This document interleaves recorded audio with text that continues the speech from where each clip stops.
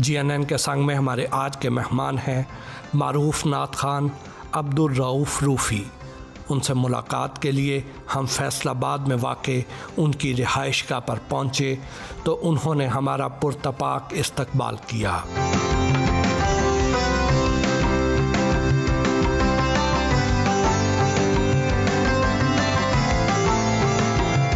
अब्दुल रऊफ़ रूफ़ी साहब, कैसे हैं आप? अल्हम्दुलिल्लाह, अल्लाह का बेपनाह करम है। आपके लहजे में मिठास और मिजाज में ठहराव, क्या शख्सियत को ख़ुद से इस तरह का तराशा है या इर्द गिर्द के माहौल का असर आपकी शख्सियत का हिस्सा बना?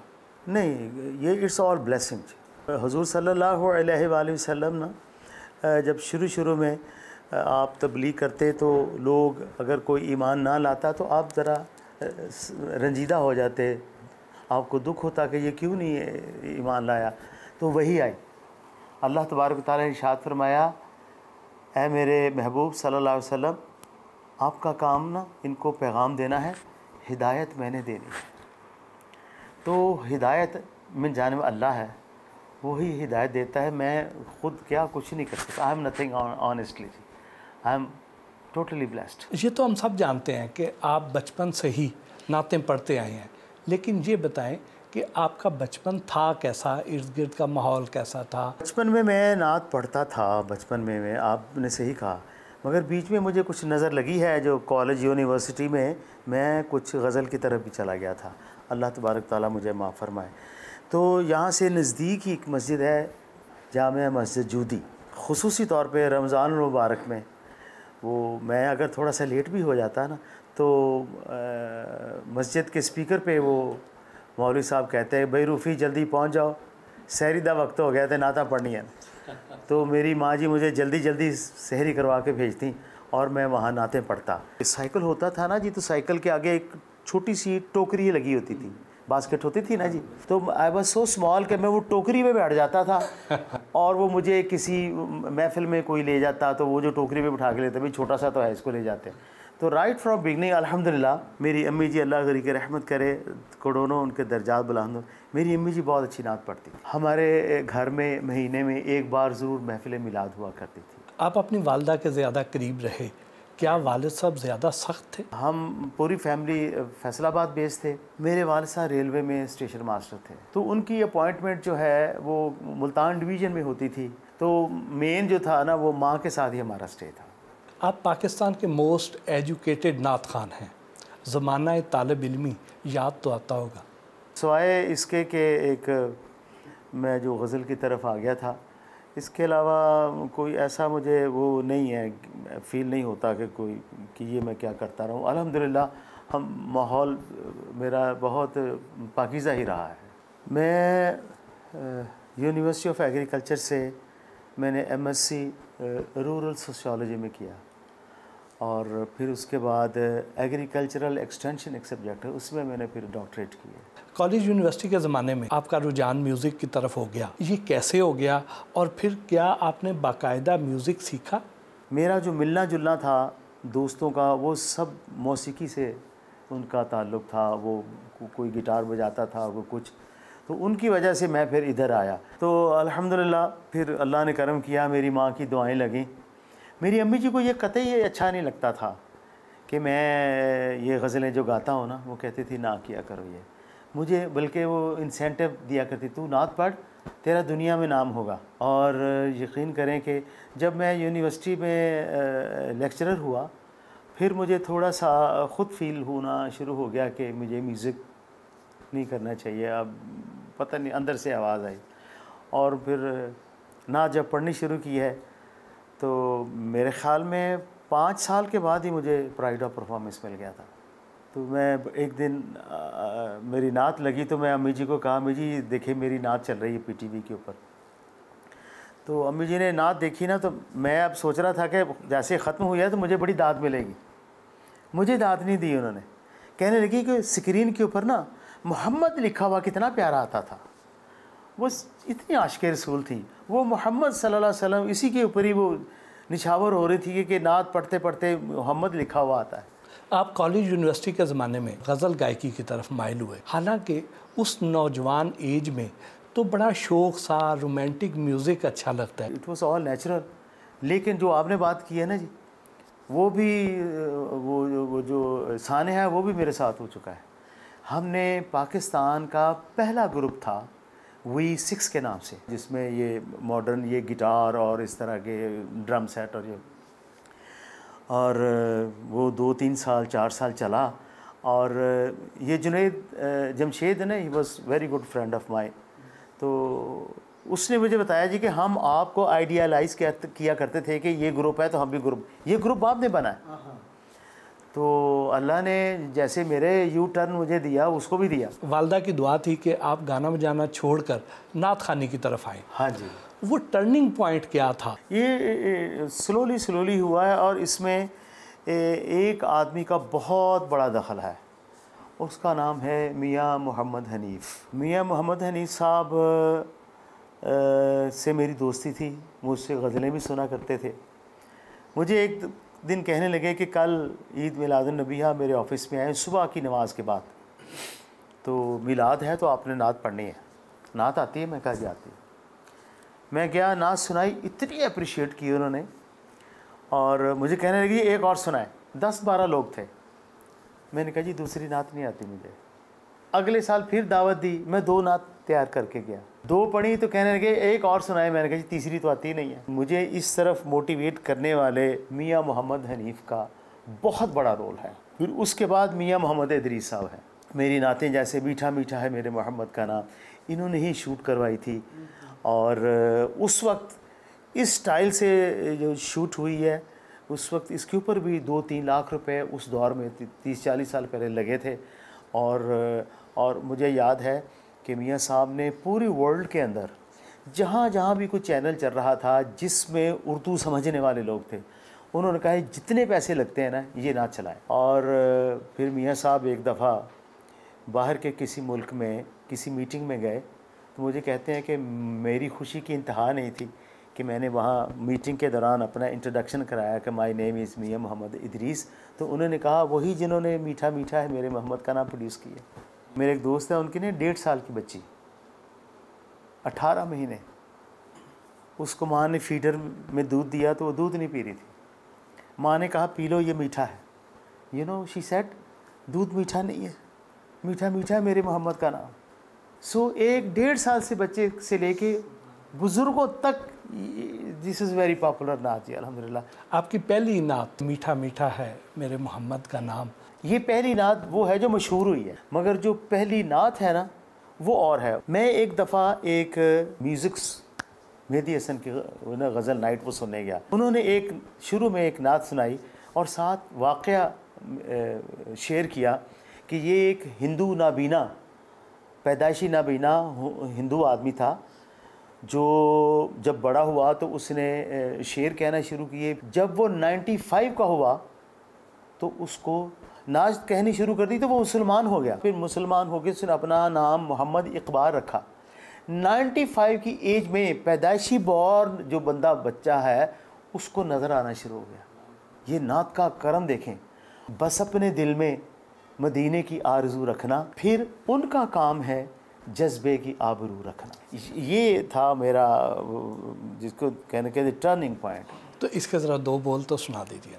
अस्सलातु वस्सलामु अलैका या सय्यदी या रसूलल्लाह व अला आलिका व सहाबिका या सय्यदी या हबीबल्लाह। बस अपने दिल में मदीने की आरज़ू रखना,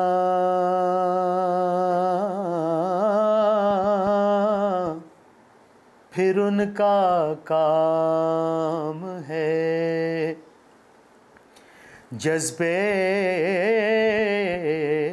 की आबरू रखना।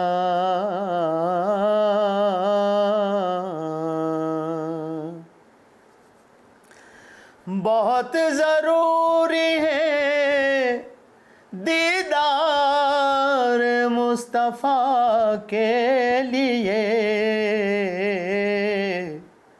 जिगर के खून से आँखों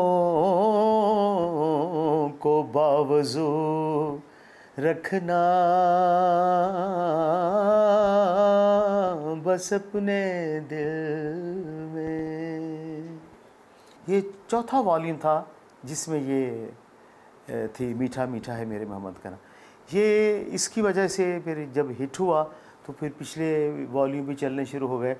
400 के करीब नातें पढ़ चुका हूँ, रिकॉर्ड कर चुका हूँ, मगर मेरा हवाला वही है।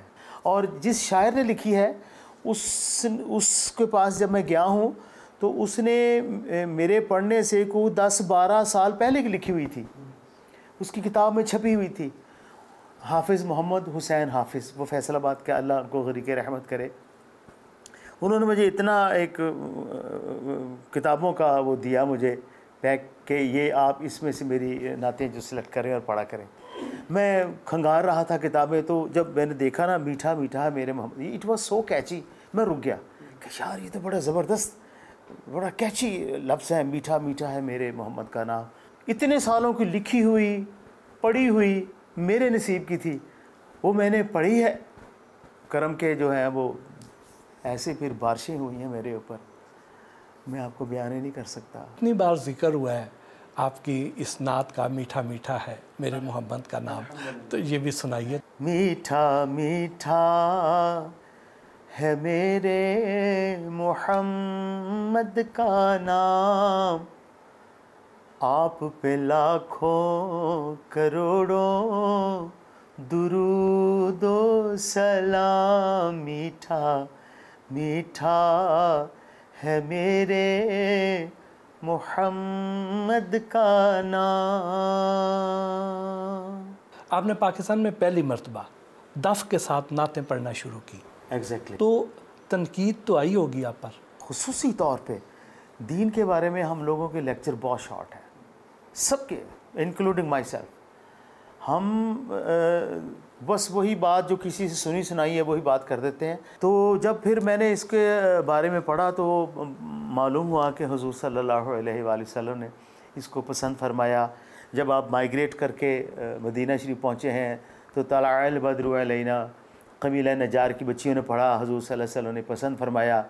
फिर एक दफ़ा हुज़ूर सल्लल्लाहु अलैहि वसल्लम मदीना शरीफ से गुज़र रहे थे तो बच्चियों को पता चल गया कि आका तशरीफ़ ला रहे हैं, जल्दी से दफ़ लेके गली में बजाना शुरू कर दिया। तो हुज़ूर सल्लल्लाहु अलैहि वसल्लम ने उनको इरशाद फरमाया कि आप जन्नत में मेरे साथ होंगी। एक दफ़ा आप एक शादी वाले घर में गए और वहाँ खामोशी देखी, आप सल्लल्लाहु अलैहि वसल्लम ने इरशाद फरमाया अभी दफ़ बजाओ अड़ोस पड़ोस में पता चले कि इस घर में शादी हो रही है। तो ये हुज़ूर सल्लल्लाहु अलैहि वसल्लम का पसंद का साज़ था। इस तरह फिर ये दफ़ को मैं लेकर आया और अल्हम्दुलिल्लाह मैं अपने मकसद में बड़ा कामयाब हुआ। और नौजवान नस्ल जो पहले गाने सुनती थी, मैंने ख़ुद गाड़ियों में उनको दफ़ के साथ नाते पढ़ते हुए सुना।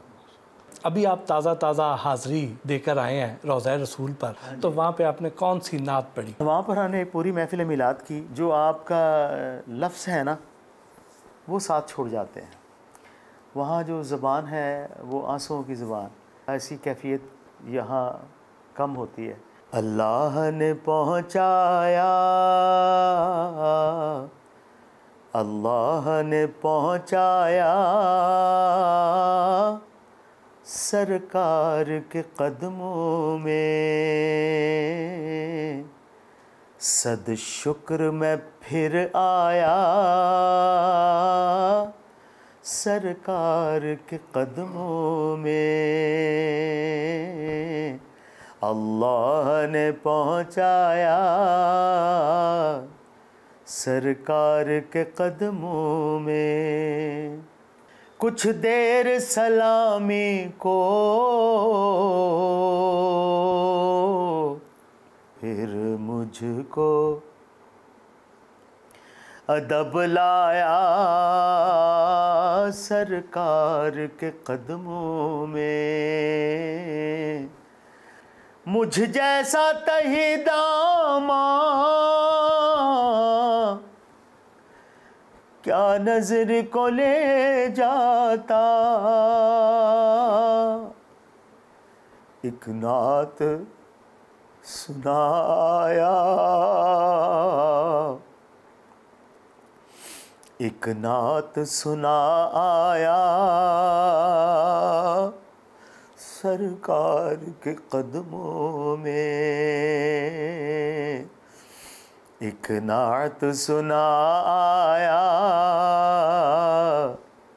सरकार के कदमों में अल्लाह ने पहुँचाया, सरकार के कदमों में। सुना आप बड़े महंगे नात खान हैं। अब डिमांड ज़्यादा है, एक मैं पूरे पाकिस्तान पूरी दुनिया में तो नहीं घूम सकता। जिसको टाइम ना दें वो फिर कहता है कि जी ये शायद बहुत ज़्यादा रेट बढ़वाने के लिए ये इनकार कर रहा है। अल्हम्दुलिल्लाह ये अल्लाह की तौफीक से कि जहाँ पर मैं महफ़िल मिलाद करने गया हूँ, मैं पल्ले से भी पैसे देकर आया हूँ। चेहलम या कुल पे मैं नहीं लेता। नात का इवज़, नात का कोई कीमत अदा नहीं कर सकता। वो नात के नहीं होते, बखुदा नात के नहीं होते, नात के कोई दे ही नहीं सकता। तो जिन लोगों के ये दिल में बात समझ आ जाती है ना, वो दिल खोल के हुजूर की महफ़िल पे पैसे लगाते हैं, और जिनकी समझ में नहीं आती वो पैसे बजाते हैं। मैं जब मदीना शरीफ में शुरू में गया ना, तो मैं एक होटल से नीचे उतर रहा था, तो एक अल्लाह का बंदा मुझे मिला। कहने लगा जी प्रोफेसर साहब क्या बात है? बात नहीं बनी। मैंने कहा जी पैसे बड़े मांग रहा है। कहता आज से मेरी बात पल्ले बांध लें कि जब भी मदीना और मक्का में आए, ज़्यादा से ज़्यादा महंगे से महंगे होटल में रहा करें आप। जितने ज़्यादा यहाँ पैसे खर्च होंगे उतने ज़्यादा अल्लाह आपको देगा। अल्हम्दुलिल्लाह तब से यही वतीरा है और यही हुआ।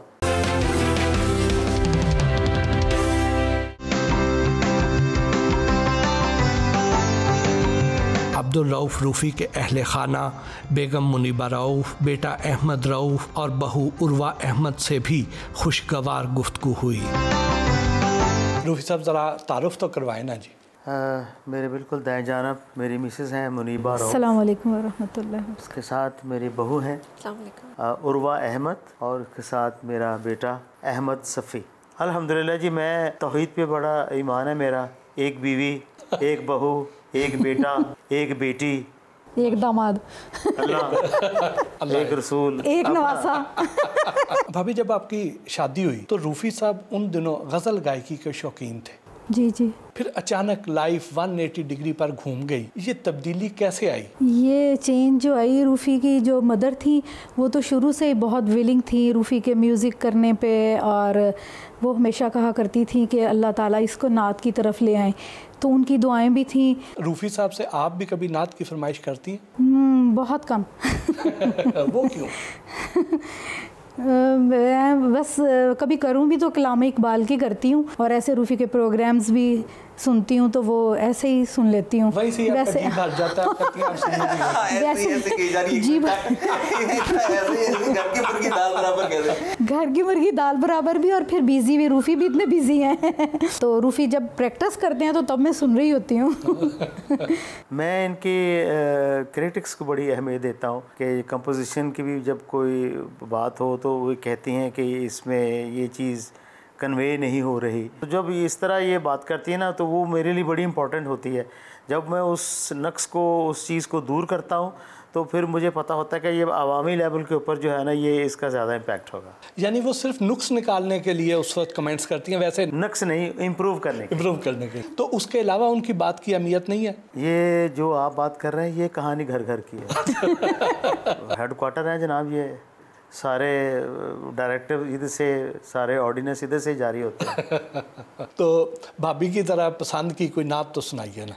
लौह भी तू, कलम भी तू, तेरा वजूद अल किताब, गुंबद आबगीना रंग, तेरे मुहीत में हबाब। लौह भी तू, कलम भी तू, तेरा वजूद अल किताब। को अल्लामा इकबाल बहुत पसंद है। रूफ़ी साहब आपसे किस चीज़ की ज़्यादा फरमाइश करते हैं? रूफ़ी को बस यही होता है कि मेरे जो सारे जो मतलब मामलात रूफ़ी ने जाना है, रूफ़ी की तैयारी टाइम पे हो, सारा कपड़े रूफ़ी के रेडी हों, कोई लेट ना हो। रूफ़ी पंचुअल बहुत हैं, तो यही है कि घर में खाना भी टाइम पे, हर चीज़ टाइम पे। तो वो सारा कुछ फिर वो मैनेज करना तो लेडीज़ का ही काम होता है। बज़ाहिर तो रूफ़ी साहब बड़े ठंडे मीठे मिजाज के आदमी हैं, लेकिन कभी कभी गुस्सा तो आता होगा। रूफ़ी को गुस्सा, जब रूफ़ी ये सिबगत अल्लाह अल्लाह के रंग में जब नहीं रंगे थे तब बहुत आता था। अब रूफ़ी बहुत मतलब दरगुजर कर देते हैं, माफ़ कर देते हैं, बर्दाश्त कर लेते हैं, ज़्यादा गुस्सा नहीं आता अब। मियाँ बीवी में नोक झोंक तो फितरी सी बात है। आप में से नोक झोंक किस बात पर ज़्यादा होती है?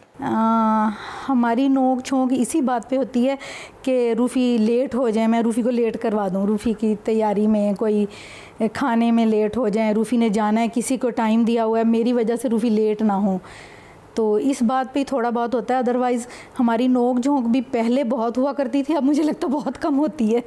अगर नाराज़गी हो जाए तो मनाने में पहल कौन करता है?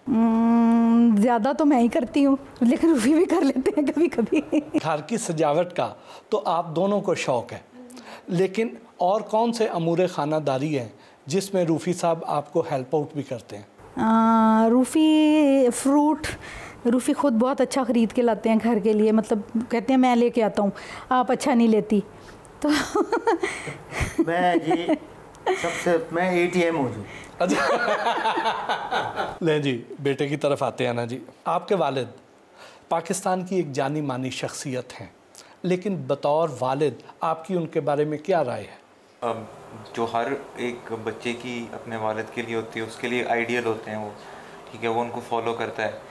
तो मैं अगर आपसे ऑनेस्टली बोलूं कि एक एज तक, सर्टेन एज तक तो मैं इनको बकौल वालिद ही देखता था, जिसमें मेरे साथ क्रिकेट खेलना, रेसलिंग करना, छोटे होते से पहली स्पोर्ट हमारी रेसलिंग थी कॉमन, फिर क्रिकेट आई, फिर उसके बाद स्कूल और कॉलेज यूनिवर्सिटी में जनरल इश्यूज़ पे कॉन्फिडेंस देना कि भाई मैं कोई नहीं, गो अहेड। पर यूनिवर्सिटी के बाद अब मुझे माशाल्लाह अल्हम्दुलिल्लाह एक ऑलमोस्ट एक डेकेड हो गया है प्रोफेशनल लाइफ में आए हुए। अब मैं देखता हूँ उनको, वालिद की मैंने आहिस्ता आहिस्ता फ़ील किया कि उससे उस किरदार में इनको महदूद करना ना मेरा अपना लॉस होगा। तो मैं इनको, मेरे लिए तो एक वली अल्लाह है, ठीक है जी, और मैंने ख़ास तौर पे इनका तवक्कुल जो है वो एक मशल राह पाया अपने लिए कि तंग से तंग हालात में भी और मुश्किल से मुश्किल वक्त में भी अल्लाह ताला पे यकीन रखना जी, तो मैंने इनसे सीखा है। रूफ़ी साहब मिजाजन सख्त किस्म के बाप हैं या दोस्ताना रवैया रखते? दोस्ताना शुरू से, लाइक पेरेंटिंग में मैंने देखा है कि जब आप पेरेंटिंग में जाते हैं तो कई चीज़ें आप वक्त के साथ सीखते हैं, बट मैंने पाया कि क्योंकि इनकी दोनों की एकेडमिक बैकग्राउंड थी तो इन्होंने थोड़ी सी रिसर्च भी, मुताला भी किया पेरेंटिंग को लेके। तो मुताले के साथ साथ जब प्रैक्टिस आ जाती है तो वो पेरेंटिंग में ऑब्वियसली निखार आ जाता है। आप भी उनसे नातों की फरमाइश करते हैं? एज इन नहीं, हम भी नहीं करते ख़ास तौर पे उम्रे पे जब हम होते हैं ना तो हम सब फरमाइश करते हैं। और जैसे कि जब मस्जिद नबवी के मीनार नज़र आए, मरकूब अहमद हमदानी साहब की नात है ये, तो मैं मतलब इनसे कहूँगा कि हम जब आप हरम की तरफ जा रहे होते हैं रास्ते में, तो जब मीनार नज़र आने शुरू होते हैं तो ये लब्बाइक से हम लोग फिर हल्का सा एक दो इस पे शिफ्ट कर जाते हैं। विदाई आपके सलाम के वक्त यहाँ होते हैं तो तब विदाई कलमात के वक्त हम मतलब रिक्वेस्ट करें या ये खुद समझ जाते हैं कि इस टाइम मुझे, तो ऐसे होता है। पर डेली रूटीन में हम लोग ऐसे नहीं होते, मतलब जैसे आप समझेंगे वसीम अकरम अपने बच्चों को सारी क्रिकेट खिलाता रहता, तो वो ऐसे ही है। एक्चुअली ये है पब्लिक प्रॉपर्टी, ये हमारे काबू नहीं आते। असल बात ये। अब आप कौन सी नात की फरमाइश करेंगे अपने वालिद साहब से? यही मस्जिद नबी के मीनार नजर आए। मरगूब साहब हमारे उस्तादों की तरह हैं। जब मस्जिद नबवी के मीनार नजर आए,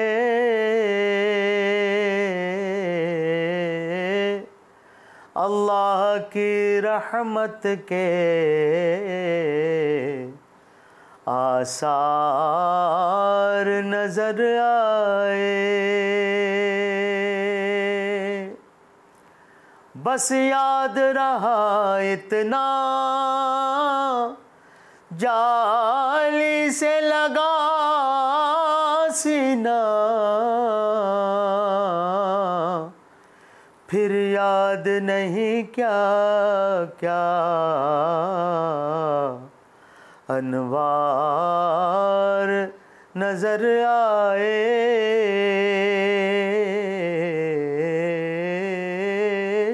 लें जी, ज़रा आप बहू से पूछते हैं ना जी। जी, ये मेरी बहू भी है और हूँ बहू भी है। वाह वाह। As a father in law आपने रूफी साहब को कैसा पाया? फादर इन लॉ तो जैसे होता है कि एक होता है कि बाय फादर इन लॉ वाली कोई चीज़ भी नहीं है, बिल्कुल फादर की तरह है, बहुत लविंग हैं, केयरिंग हैं, बहुत सॉफ्ट हैं, तो बस वैसे ही हैं जैसे अहमद और ज़ैनब के साथ है वैसे ही। आप रूफी साहब के बारे में कोई ऐसी बात बताएं जो बहुत कम लोग जानते हों। ऐसी बहुत केयरिंग है, वो भी पता ही है, सॉफ्ट स्पोकन है। मियाँ की अगर शिकायत लगानी हो तो किसको लगाती हैं, अपने मदर इन लॉ को या फादर इन लॉ को? शिकायत कम ही लगाती हूँ, वो पूछते रहते हैं कि कोई शिकायत है या नहीं है, लेकिन शिकायतें आपस में दूर हो जाती हैं, यहाँ तक पहुँचती नहीं। रूफी साहब से नातों की फरमाइश करती हैं? मुझे तो जो मुझे लगता है ज़्यादातर लोगों को वही बहुत पसंद है, मीठा मीठा है मेरे मोहम्मद का नाम, बहुत अच्छी, और मैं मुद्दत से सास पर जी रही हूँ। ये फेमिनिन स्टाइल की नात है। मैं मुद्दत से इस आस पर जी रही हूँ, खुदा कब बुला ले मुझे अपने घर में, खुदा कब बुला ले मुझे अपने घर में, मैं मुद्दत से इस आस पर जी रही हूँ, मैं मुद्दत से इस आस पर जी रही हूँ। नहीं है भरोसा कोई जिंदगी का, उसी को खबर है वो सब जानता है, बुला लेगा मुझको वो मरने से पहले, बुला लेगा मुझको वो मरने से पहले, मैं मुद्दत से इस आस पर जी रही हूँ। अब एक छोटा सा कंपैटिबिलिटी टेस्ट हो जाए। रूफी साहब का फेवरेट कलर कौन सा है जी? रूफी का फेवरेट कलर ब्लैक और वाइट मेरे ख्याल में। रंगीन दौर में भी हम ब्लैक एंड वाइट। रूफी साहब खुश हों तो इजहार कैसे करते हैं? रूफी खुश हों तो गुनगुनाते हैं, और नाराज हों तो गुस्सा कैसे निकालते हैं? गुस्सा शाउट करके, ऊंची बोल के। रूफी साहब की पसंदीदा जगह कौन सी है? दुनिया में तो हरमैन ही है। लें जी रूफी साहब, अब आपका ज़रा इम्तिहान लेते हैं ना। बेगम का पसंदीदा कलर कौन सा है? It varies time to time. इनका बस पसंद का एक ही, इनका जो जितनी एक्सपेंसिव चीज़ हो ना वो उतनी ज़्यादा पसंद है। ये ऐसे नहीं देख सकते इसकी क्वालिटी क्या है, कीमत पूछेंगे, अच्छा ठीक है फिर दे दो। बेगम साहब के पास किस रंग के सूट सबसे ज़्यादा हैं? सारे कलर्स ही हैं, बल्कि ऐसे भी होता है कि हम जाएं तो मैं खुद कहता हूं कि ये कलर आपके पास नहीं है तो ये भी ले लें। बल्कि रूफी हमेशा मुझे मतलब ये ले लो, ये ले लो, ये ले लो, और मैं कहती हूँ नहीं मुझे ज़रूरत नहीं है, मैंने नहीं लेना। शॉपकीपर जो है ना जी, वो कहते हैं कि आपका कपल जो है ना बिल्कुल डिफरेंट है। यहाँ पर ख़वातीन कह रही होती हैं कि मुझे ये ले दें तो हस्बैंड कहता है रहने दो फिर नेक्स्ट टाइम ले लेंगे। हमारा हमेशा उलट होता है, मैं कह रहता हूँ ये भी ले लो, ये भी ले लो, कहते नहीं इसकी ज़रूरत नहीं है। बेगम खुश हो तो इज़हार कैसे करते? इनका दिल करता होता है कि कहीं बाहर निकलें, कहीं चलें। और अगर मूड अच्छा ना हो तो कैसे पता चलता है? ऐसा हुआ नहीं कभी कि इनका मूड अच्छा ना हो, ऑनेस्टली जी। बेगम की पसंदीदा डिश कौन सी? इनकी पसंदीदा डिश सैलड्स बड़े शौक़ से खाती हैं, और राइस, एक जो बंगाली होते हैं ना, बंगाली पेट भर के खाना खाया हो ना, आप उसको कहें ना चावल खाएं वो खा लेंगे। तो मैं बंगाली हूँ। खाना खाया हो पेट भर के तो आप कहने का राइस आ गया, राइस खा लेंगे। हालांकि शी इज डायबिटिक।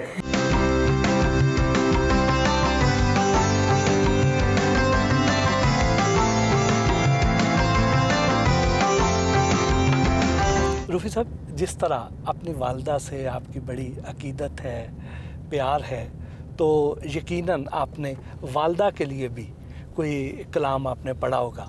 हुज़ूर सल्लल्लाहु अलैहि वसल्लम की हदीस मुबारक है, उसका मफ़हूम ये है कि दिन में एक बार भी अगर माँ बाप के चेहरे को प्यार से देख लो तो एक मकबूल हज के बराबर सवाब मिलता है।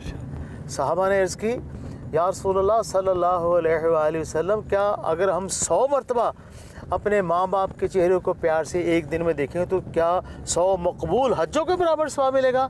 इरशाद फरमाया, हाँ, उसके ख़जानों में कोई कमी नहीं, 100 मकबूल हज्जों के बराबर सवाब मिलेगा। मेरे आका ने फरमाया, कर तो खिदमत मादी, जिसने काबा तकना होवे, तक ले सूरत मादी। जिसने काबा तकना होवे, तक ले सूरत मादी। मावा बाजो केड़ा सजणो,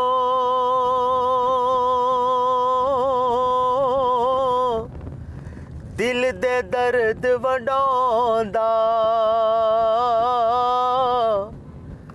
कंडा जे पुत्रां नू चुभदा, दर्द मावां नू आंदा।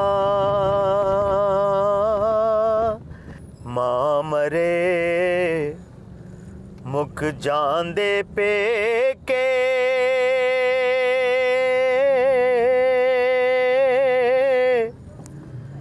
प्यो मरे कर वेला, शाला मरण ना मां प्यो किसे दे, उजड़ जांदा जे मेला।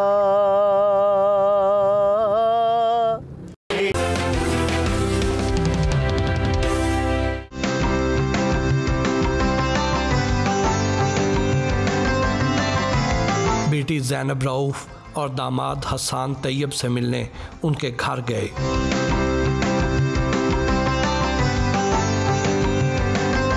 रूफी साहब ज़रा तारुफ तो करवाएं ना सबका। तैयब साहब बैठे हैं, इनके साथ इनकी मिसेज़ हैं, हमारी बाजी डॉक्टर शहज़ादी इनका नाम है, बाय प्रोफेशन डॉक्टर हैं, वो आजकल प्रैक्टिस नहीं करती।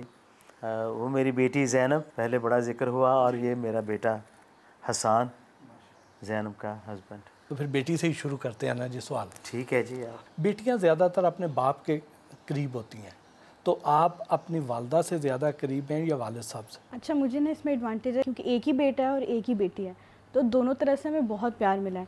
लेकिन जो आप कहते हैं ना लाडली है, मतलब मुझे पता है कि मैंने बाबा से कुछ मांग लिया तो मुझे नो नहीं आएगी आगे से, तो वो फिर बाबा ही है। मामा तो मुझे पता है कि मुझे मना कर देंगी पहले ही। मेरा बेटा और ये मेरी बेटी, मैंने अपनी लाइफ में आज तक इनकी डिमांड पे कभी नो नहीं कहा। Never in my life, whenever they demanded anything, I said okay. अल्हम्दुलिल्लाह, इट्स ऑल ब्लेसिंग। सुना है रूफी साहब बचपन में आपके साथ मिलकर डॉल्स के साथ खेला भी करते थे? हाँ जी, रात में बाबा आते थे because he use to work, तो वो लेट आते थे और फिर रात में सब सिर्फ मैं और बाबा जाग रहे होते थे क्योंकि बाबा को लेट जागते हैं, बाबा का काम भी ऐसा सारा, और मैं भी रात को जाग रही होती थी। तो आके उन्होंने मुझसे खेलना और मैंने फुल अपनी डॉल्स बिठाई होती थी, मैं प्रटेंड करती थी कि ये मेरे बच्चे हैं सारे, और बाबा आके मुझसे बिल्कुल सीरियस कन्वर्सेशन करते थे कि अच्छा आपने इसको क्या, मैं बताती थी कि इसको मैं बिल्कुल, मैंने कोई फिजी ड्रिंक्स नहीं इंट्रोड्यूस कराई, एंड वो फुल मेरे इंटरेस्ट लेते थे, मैं बताती थी, और वो हमारी प्रॉपर एक कन्वर्सेशन होती थी कि बिल्कुल ऐसे कि वो मेरे बच्चे हैं, मैं बाबा से शेयर कर रही हूँ कि मैं उनको कैसे उनके ब्रॉटअप कैसे कर रही हूँ। तो बहुत स्पेशल मेमोरीज है मेरी। रूफी साहब बतौर वालिद आपको कैसे लगते हैं? बाबा माशाल्लाह बहुत फ्रेंडली हैं। बाबा ने एक ऐसा रिलेशनशिप हमारे साथ डेवलप किया है कि वो हमें बहुत अप्रोचेबल लगे हैं। ऐसी कोई भी बात नहीं है जो ना मैं उनसे कर सकती हूँ, या ऐसी कोई चीज़ नहीं है जो मैं उनसे, मतलब मैं कभी झिझक कभी भी नहीं आई कोई भी बात करने में या कोई भी चीज़ मांगने में। तो अब तो आपकी शादी हो गई है, वालिद साहब के साथ क्वालिटी टाइम स्पेंड करने का मौका तो कम ही मिलता होगा? जी, थोड़ा सा तो कम हो गया है, लेकिन वो जितना भी मिलता है मुझे लगता है कि वो कंपनसेट कर देता है। वो कहते हैं ना क्वांटिटी मैटर नहीं करती, क्वालिटी मैटर करती है। अभी भी बाबा मुझे वैसे ही ट्रीट करते हैं। और बचपन में ना मुझे और अहमद को हम पिज़्ज़ा बहुत खाते थे, तो बाबा ने पॉकेट मनी नहीं होती थी हमारी, वो बल्कि ज़्यादा बेटर है क्योंकि हमें हर दिन मिल जाते थे कि पिज़्ज़ा ले लो। तो अभी भी मैं जब भी घर जाती हूँ ना, बाबा मुझे पैसे देते हैं और कहते हैं पिज़्ज़ा खा लो। मैं बाबा को कहती हूँ बाबा मुझे पिज़्ज़ा पसंद भी नहीं है, बट वो हमेशा मुझे उसी प्यार से पैसे देते हैं और कहते हैं कि पिज़्ज़ा खा लेना। तो ये सब रूफ़ी साहब से आपका ताल्लुक़ एक दोस्त की हैसियत से ज़्यादा है या समधी की हैसियत से? रूफ़ी साहब जी माशाल्लाह एक सेलिब्रिटी हैं और मेरा बहरहाल ताल्लुक़ इनसे एक हवाले से बहुत पुराना है कि मेरी सिस्टर जिस वक़्त कॉलेज में पढ़ती थी तो ज़ैनब की खाला वो उनकी बेस्ट फ्रेंड थी, तो दोनों की कंबाइंड स्टडीज़ होती थी। उस वक़्त माशाल्लाह रूफ़ी साहब जो थे वो बड़े अच्छे सिंगर थे यूनिवर्सिटी में। ये उस दौर की बात है। और बाकी उसके बाद जो है वो बच्चों की वजह से एक जो ताल्लुक़ बना है, तो वो माशाल्लाह बहुत अच्छे दोस्त। समधी वाला तो हमने वैसे कभी ऐसा सच कोई रिश्ता आज तक तो इत्तेफाक नहीं हुआ। सही है, सही कह रहे हैं कि कभी ऐसा कुछ हो, तो ऐसा कुछ नहीं है। डॉक्टर साहब आप ही कोई फरमाइश कर दें रूफ़ी साहब से नात की। हाँ जी, अभी ये मदीना से होकर आए हैं उम्रे से, तो मेरा ख्याल है कि उसके हवाले से ही सुना दें। देख के जिसको जी नहीं भरता, शहर मदीना ऐसा है। आँखों को जो ठंडक बख्शे, आँखों को जो ठंडक बख्शे, गुंबद खजरा ऐसा है। देख के जिसको जी नहीं भरता, शहर मदीना ऐसा है। वाह, बेशक। लंजी हसन साहब, as a father in law आपने रूफ़ी साहब को कैसा पाया? As a father in law वाली भी कोई बात ही नहीं बेसिकली हमारे अंदर। मेरे बिल्कुल फादर की तरह ही हैं और बहुत प्यार करते हैं, बहुत लविंग है, बहुत केयरिंग है। और ये नहीं कि ये इंटरव्यू हो रहा है इस वजह से मैं बात करूँगा, एज मतलब कि जेन्युइनली ये बहुत अच्छा इंसान है। मैंने इनसे अच्छा इंसान नहीं देखा, दिल से बहुत अच्छा इंसान। और सबकी बहुत फिक्र करते हैं। ये रोड पे जाने वाला कोई इंसान होगा ना जिसको कोई तकलीफ़ होगी, ये उनकी भी दिल से इन्हें ना होगा, पेन होती है, उसके लिए पेन लेते हैं। बेगम से कोई शिकायत हो जाए तो किस को शिकायत लगाते हैं, रूफ़ी साहब को या अपनी मदर इन लॉ को? नहीं, बेगम ने कभी ऐसा मौका ही नहीं दिया। ये तो सियासी से जवाब दे रहे हैं। तो कैमरे पे ऐसे ही जवाब होगा।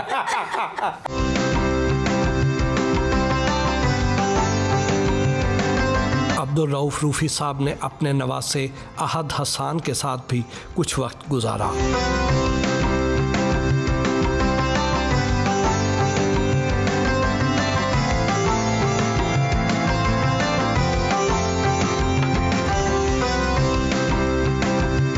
घर वापस आए और करीबी साथियों के साथ रात का खाना खाया।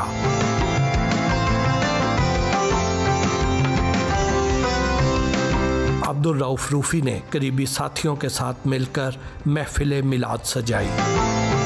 बहुत बहुत शुक्रिया सर, आपके साथ सारा दिन गुजारा, बहुत अच्छा लगा, बहुत अच्छी यादें, बड़ी सादतें समेट कर जा। आपकी मोहब्बत, जज़ाकुमुल्लाह खैर।